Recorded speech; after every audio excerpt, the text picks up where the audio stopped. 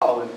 But if you're talking with someone who does not have that background, who does not have that experience, it's a whole different story. And so that's kind of what this focuses on.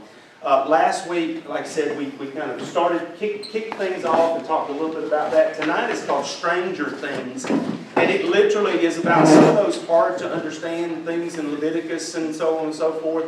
Next week is going to be a little bit about women's role in the church and kind of what the scriptures say and what does it mean. And as a matter of fact, again, you don't have to run out and necessarily get the book or whatever. But anyway, this is a phenomenal book. It's called How Not to Read the Bible, Making Sense of Anti-Women, Anti-Science, Pro-Violence, Pro-Slavery, and Other Crazy Sounding Parts of the Scriptures. So that's kind of where we're starting from. What I want to start off doing, and I read a little excerpt last week from a book by Rob Bell called What is the Bible? And I told you last week, there's nobody that I agree with 100%.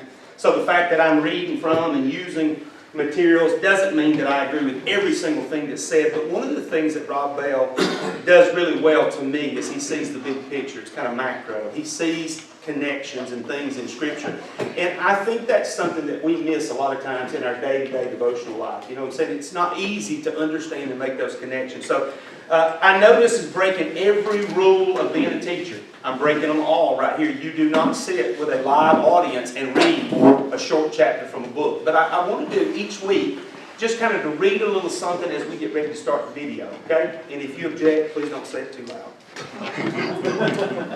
I'm going to bounce around a little bit. And like I said, these are short chapters, but I just like the way his head works in terms of making connections. And this is my whole goal with this whole study is to create enthusiasm about the power and the depth and the breadth and the interconnectedness of Scripture. And for a lot of us, it can feel kind of disjointed sometimes. You know, a little bit of this, a little bit of that, a little bit of the other. We talked about some of this in 30 Days to Understanding the Bible. If you remember that study by Matt Sanders, a lot of it was focused on how do we understand the structure of the Bible. So we're going to revisit some of those ideas. Chapter 2 says, somebody wrote something down. In the beginning, someone wrote something down. That's how we got the Bible. Some people wrote some things down. Obvious, right? And true. Absolutely important that we start there. The Bible did not drop out of the sky. It was written by people. Many of the stories in the Bible began as oral traditions handed down from generation to generation until someone collected them, edited them, and actually wrote them down, sometimes hundreds of years later. That's years and years of people sitting around fires and walking along hot, dusty roads and gathering together in tents and homes and courtyards to hear and discuss and debate and adapt and change these stories, poems, letters, and accounts.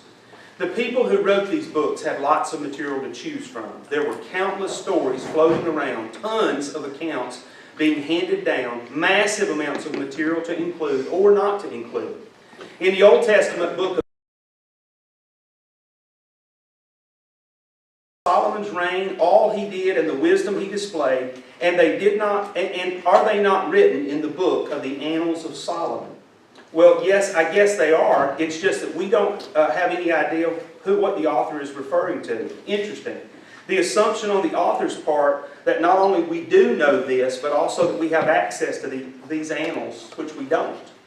We see something similar in the Gospel of John, where it's written, Jesus performed many other signs in the presence of his disciples, which are not recorded in this book.